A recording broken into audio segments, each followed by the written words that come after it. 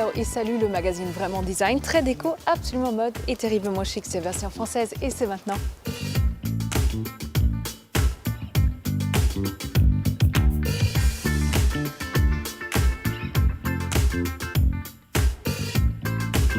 Bibi Kapline ou encore Borsalino, rendez-vous aujourd'hui dans l'atelier de Clotilde Toussaint qui coiffe toutes les têtes.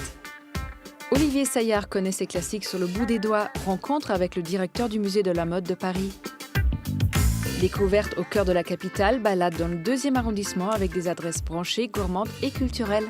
La relève du jour, c'est Marine Bouvier qui, en plus de créer de délicieux gâteaux, nous apprend même à les faire. C'est Mi-Choco, Mi-Gâteau. Mais tout de suite, point de vue, un regard affûté sur les nouveautés stylées de la semaine.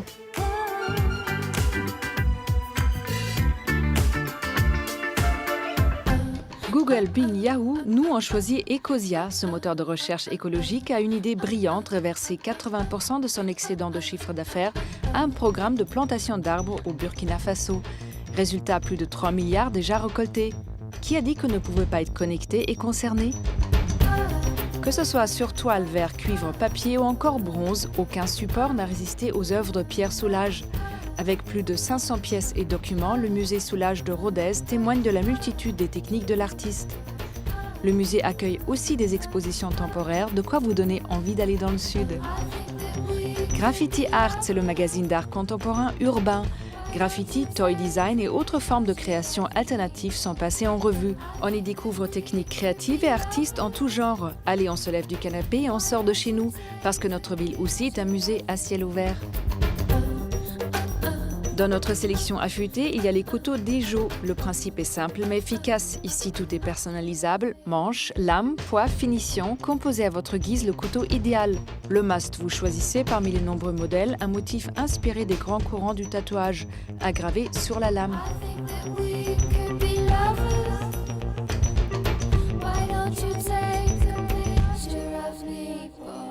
Vous ne pensez pas avoir une tête à chapeau? Clotilde Toussaint nous prouve le contraire et nous explique pas à pas chaque étape de fabrication de toutes sortes de couvre-chefs. Et nous, on dit chapeau.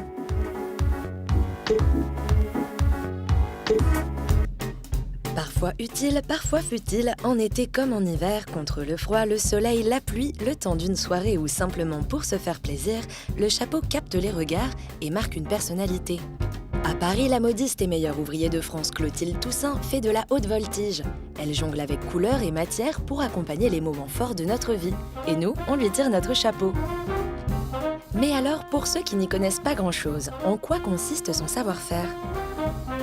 Une modiste ou un modiste est quelqu'un qui fabrique des chapeaux, mais pas seulement. Des chapeaux pour tous les jours, pour des cérémonies, des serre-têtes, des barrettes, des peignes, des voiles de mariée, et tout ce qu'on veut qui peut se mettre sur la tête. À ne pas confondre, ou en tout cas à différencier avec le métier de chapelier. Le chapelier va faire un travail, je dirais, plus de moyenne série, grande série, de moulage, de matière, feutre, paille. Alors que les modistes, il y a un aspect beaucoup plus créatif, sculptural, et au niveau des matières, c'est très très très vaste. Quand on vient me voir, alors la cliente elle vient soit avec une idée très précise de ce qu'elle veut, soit la cliente ne sait absolument pas ce qu'elle veut et elle se laisse guider. J'ai aussi des clientes qui viennent parce qu'elles ont besoin d'un chapeau pour assister à un mariage. Donc là, c'est vraiment un échange, une discussion pour savoir ce qu'elle aime, ce qu'elle a envie, si elle a l'habitude de porter des chapeaux ou pas du tout. Non, ça vous va bien, parce qu'en plus votre visage est ovale et vous pouvez vous permettre pas mal de formes différentes, de volumes différents. Ça, c'est un gros avantage que vous avez. Et vous alors, vous avez plutôt une tête ronde, carrée, allongée? Pire, vous pensez ne pas avoir une tête à chapeau? Pas d'inquiétude, selon l'avis de l'expert, ce préjugé serait faux. Il faut savoir que tout le monde a une tête à chapeau. C'est un pur cliché que de dire « je n'ai pas une tête à chapeau ». Le tout, c'est qu'il faut prendre le temps d'essayer différents chapeaux. C'est une question de forme de visage, de silhouette, de taille, mais tout le monde a une tête à chapeau. Dans son atelier, Clotilde travaille sur mesure. Chaque pièce est unique, chaque création prendra ainsi plus ou moins de temps. Pas de croquis ou de dessin, pas besoin. Pour elle, la conception commence directement au cœur de la matière. La première étape, c'est de fabriquer une forme qui va être transformée en moule. Une fois que le moule est fait, je prends la matière, que ce soit là en l'occurrence c'est un sisal, une paille, je moule Je passe un produit dessus qui vient renforcer. Une fois que le bord est renforcé, on vient placer la calotte. Donc la calotte, c'est la partie qui se met sur la tête. On coud et une fois que c'est la base du chapeau qui est faite, et après on garnit comme on veut en fonction des souhaits de la cliente. Et donc ce modèle-là, une fois terminé, ça donnera ce chapeau-là un peu plus petit. Mais ici, on ne travaille pas seulement sur commande, ce n'est pas l'usine tout de même. Clotilde est une artiste, elle a même ses propres pièces d'exception. Je suis partie sur cette pièce d'ellipse qui normalement, secret de fabrication que je révèle, qui normalement servent à fabriquer des abat-jours. Et ensuite, je les ai entièrement garnis d'un fil, d'une espèce de fil à poil. Puis garni de plumes, là, des plumes qui sont vraiment traditionnelles dans la garniture de chapeau. C'est une petite pièce que j'aime bien. Ce qui me caractérise, je dirais que c'est peut-être mon côté maniaque, à vouloir que tout soit parfait, qu'il n'y ait rien qui dépasse, qu'il n'y ait pas de petits fils, de petits accros ou quoi que ce soit, parce que j'aime pas les chapeaux mal finis.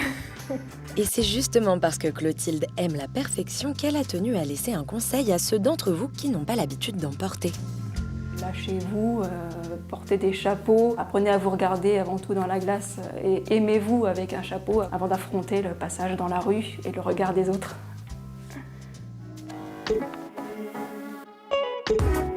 Le directeur du musée de la mode, Olivier Saillard, nous parle de son parcours et surtout de son exposition Hors les murs au musée Bourdelle.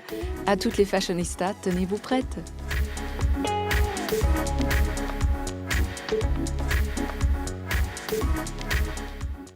Les journées d'Olivier Saillard se suivent et ne se ressemblent pas. Historien de la mode et directeur du musée de la mode alias le Palais Galliera à Paris, son quotidien est fait de scénographie d'exposition, d'écriture et de performances en tout genre. Ce jour-là, c'est au musée Bourdelle qu'on le retrouve pour l'installation de la prochaine exposition Hors les murs du Palais Galliera consacrée à Cristobal Balenciaga.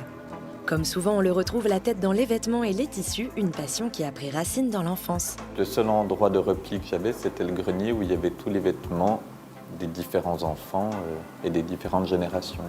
Et c'est devenu vite mon territoire à moi de repli, et où je passais des après-midi entières couchés dans les vêtements, à lire, à dessiner, à réinventer le monde. Après avoir brièvement aspiré à être créateur de mode, il s'est vite rendu compte que là n'était pas sa place et qu'il préférait écrire la mode plutôt que la dessiner. Par souci de stabilité, il choisit un cursus universitaire en histoire de l'art, qui l'enrichit beaucoup et qui le relie rapidement dans ses choix personnels à sa passion pour le vêtement. Son parcours le mène notamment au musée de la mode de Marseille, puis aux Arts Déco. Depuis 2010, il est directeur du Palais Galliera, tout en continuant ses travaux d'écriture et ses performances. Vison d'Yves Saint-Laurent.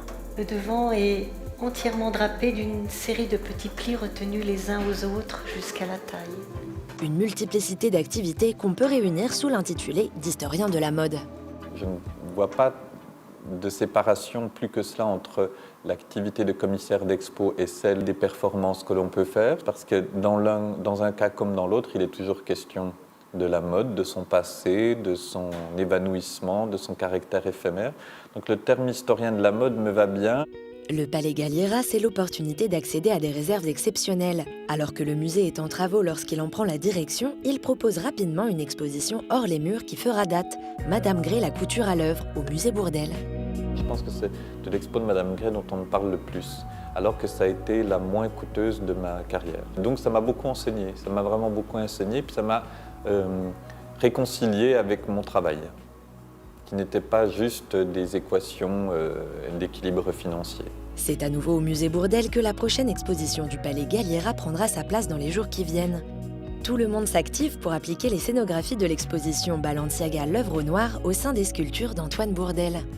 Nous avons donc reproposé par évidence et par dialogue de sculpteur à sculpteur la présence de Balenciaga dans ces mêmes murs. Je pense vraiment très certainement que lorsque la mode sort de ces musées de mode, elle perd en condensation. Et au contact d'une œuvre d'art ou d'un mur, parfois tout simplement, ou d'une autre discipline, ce n'est pas une légitimité qu'elle trouve, mais c'est un dialogue, une manière de polémiquer avec son statut qui m'intéresse plus.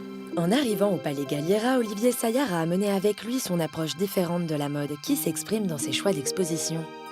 Ça m'est beaucoup plus intéressant de consacrer des créateurs qui ont un parcours long plutôt que de les saisir en plein engouement. Surtout dans la mode, il y a un effet de lumière qui est très perturbant. Moi, j'ai besoin de recul, encore plus aujourd'hui avec la puissance d'Internet, des réseaux sociaux, de l'ultra-actualité. J'ai encore plus besoin de recul, j'ai besoin d'être en retard pour regarder un travail, j'ai besoin, contrairement à d'autres, de voir une collection avec 2 ans de retard. Ça a beaucoup de vertu de voir les choses avec retard. Avec ses différentes propositions, elle essaye de s'approcher le plus possible d'une sorte de musée rêvé, multiple et protéiforme. J'aime ce caractère éphémère d'un musée qui vivrait 3 mois dans un lieu, 6 mois au Palais Galliera, 40 minutes dans les bras d'une comédienne lorsqu'on fait une performance, mais il s'agit toujours d'une forme de musée. Bref, Olivier Saillard n'a pas fini de nous proposer son regard affûté sur la mode d'hier, d'aujourd'hui et de demain. Mais ce qu'il préfère, c'est encore et toujours être dans le concret des expositions. Ce qui me plaît aujourd'hui, c'est de faire ce que je faisais au tout début. Prendre les mannequins dans les mains, les placer. Même s'il fallait peindre les vitrines, je crois que j'aurais plus de plaisir. C'est ça davantage, voilà, c'est de faire l'exposition, mais au sens strict. Finalement, comme lorsqu'il était enfant, dans le giron fascinant des vêtements.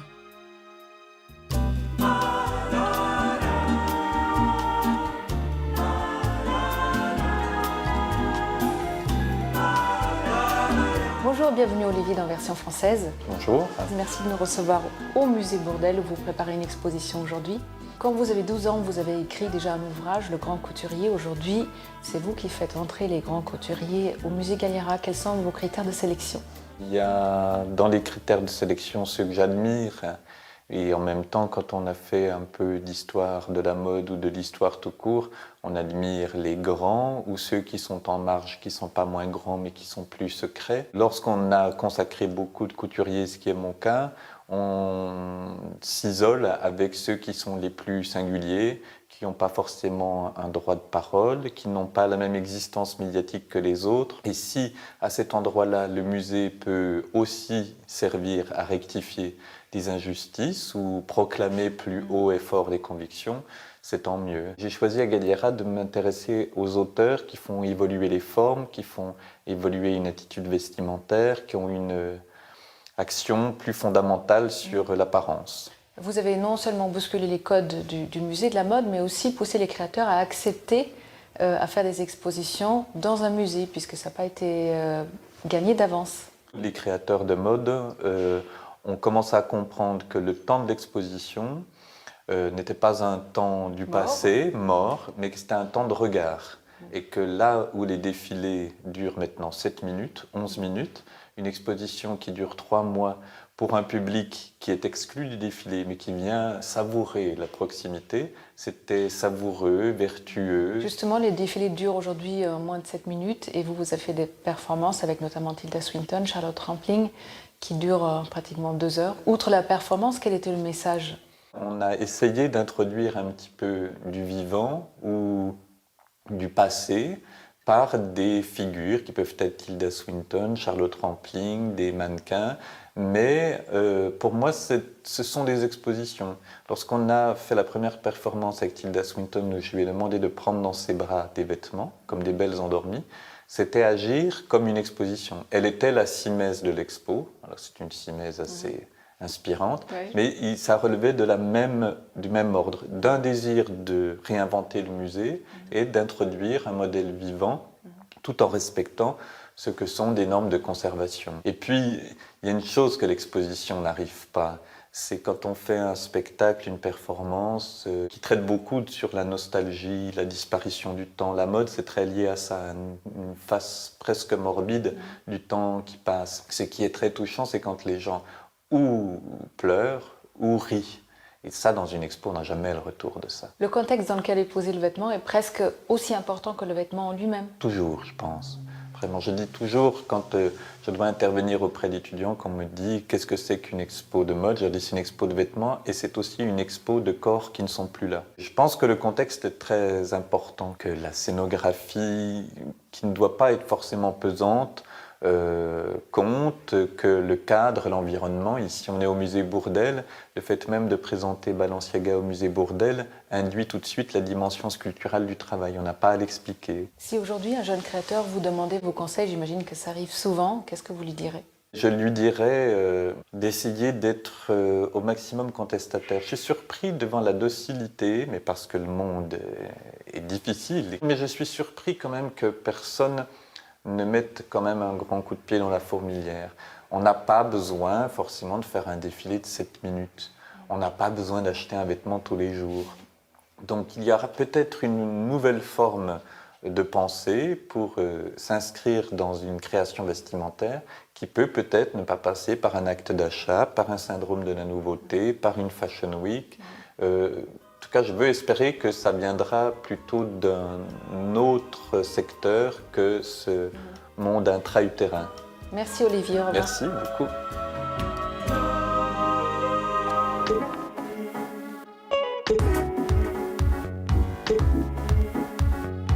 En plein centre de Paris se trouve le 2e arrondissement. Ici, on fait de belles découvertes. Il paraît qu'on y trouve des éléphants de Paname, des succulents bonbons et des hommes barbus.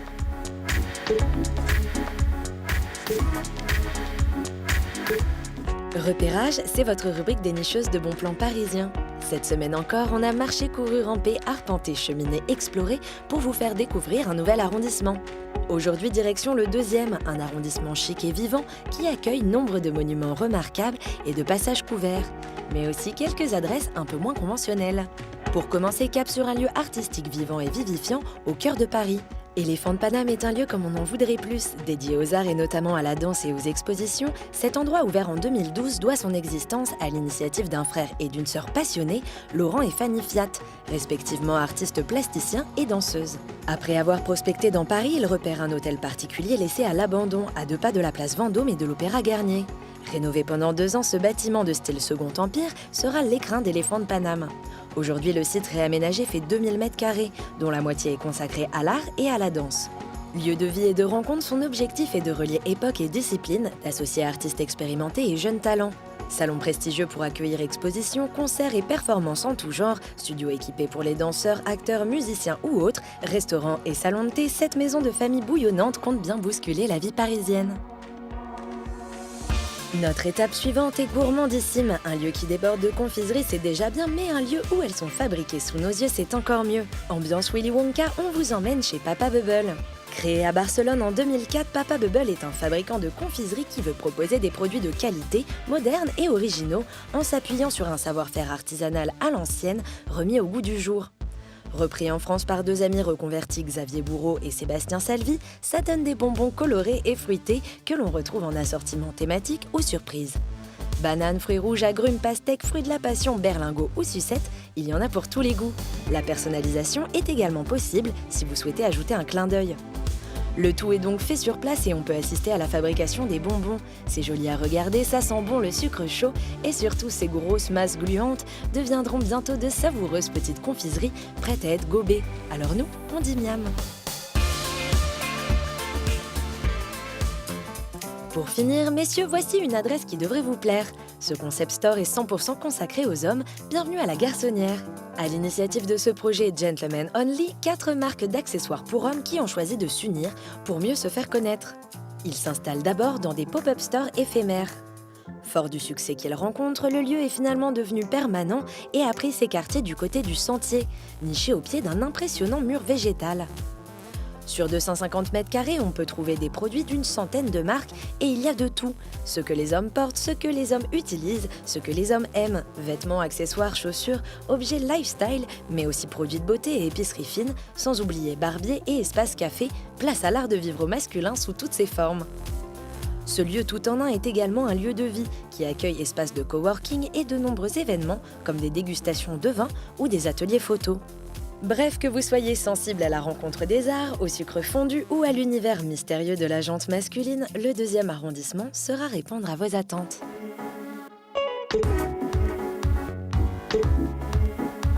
Du chocolat fondant, des glaçages colorés, des agrumes au nom inconnu, bienvenue chez Mi Choco Mi Gâteau.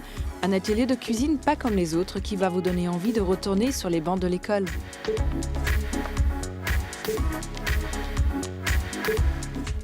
Marine Bouvier a à peine 23 ans mais est déjà à la tête de son entreprise de cours de pâtisserie. Il faut dire qu'en pâtisserie on commence tôt et la jeune femme a déjà à son actif un sacré parcours. À Grégoire-Ferrandi à Paris, dans la meilleure pâtisserie de la ville, une année de chocolaterie, dans un palace parisien chez Fauchon. Son passage chez Fauchon notamment lui a enseigné les techniques de pointe et surtout les exigences de la pâtisserie haut de gamme. Au niveau matériel, matières premières, mais on travaille le top du top, on nous apprend une exigence de malade. C'est le gâteau, faut qu'il soit parfait ou ça passe pas en boutique. Et parce qu'elle a besoin de faire des extras en plus d'un poste en palace, elle commence à donner des cours. C'est là qu'elle prend goût à la transmission et que germe dans son esprit le projet Michoco Mi-Gâteau. Coup de chance, un local professionnel se libère au sous-sol de chez ses parents au Vésiné et elle lance le projet avec son copain. J'ai adoré le projet et après j'ai dit mais c'est ici que je suis bien, c'est ça qui me donne envie de me lever tous les matins, donc ça va être mon travail de tous les jours. Avec sa cuisine hyper équipée, le but de Michoco Mi-Gâteau, c'est de faire découvrir des exigences techniques de la pâtisserie haut de gamme tout en les rendant accessibles à tout à chacun. On essaye chaque fois d'avoir des astuces, de la technique pure, vraiment apprendre aux gens à macaronner ou à faire un biscuit, à cuire une anglaise et qu'à la fin ils repartent et qu'ils disent « Ok, je sais faire ». Marine propose des cours en solo, en duo, en groupe, pour enfants, parents-enfants, des goûters thématiques, des animations. Pour elle, la pâtisserie, c'est aussi le prétexte pour un moment de plaisir et de partage. Je me retrouve aussi à faire un peu de l'événementiel parce que derrière la pâtisserie, il y a quand même le côté festif, il y a le côté de partage. C'est une capsule où on est là juste pour se faire plaisir. C'est un moment gourmand, c'est du plaisir.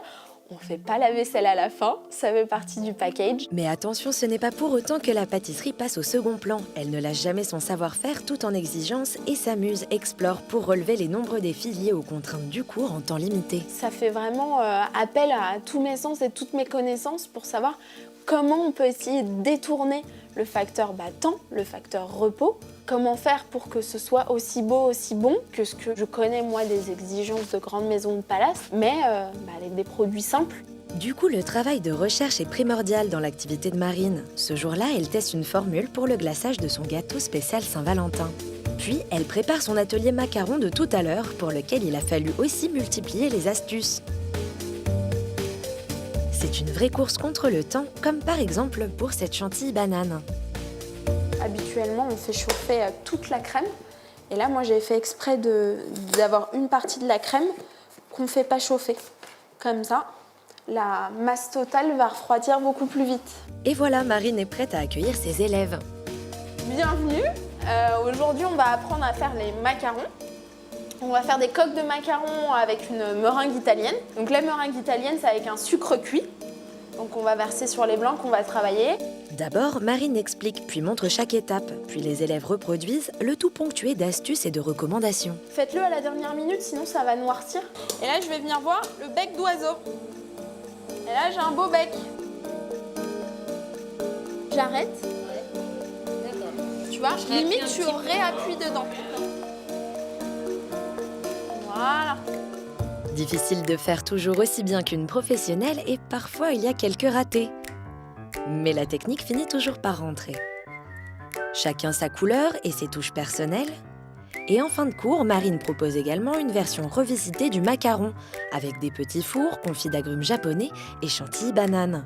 C'est avec ces recettes plus audacieuses qu'elle continue à s'amuser, et c'est l'occasion pour ses élèves de découvrir des choses plus inhabituelles. Et voilà, chacun repart avec ses propres œuvres, sa fiche recette et la satisfaction du travail accompli.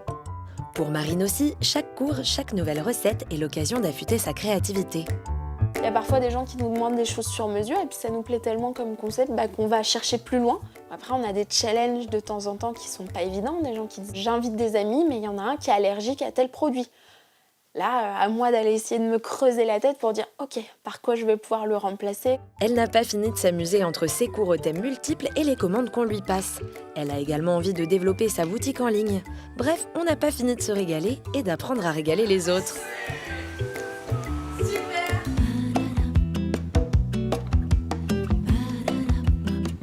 Version française est déjà finie, mais on revient très vite et avec style. Bye.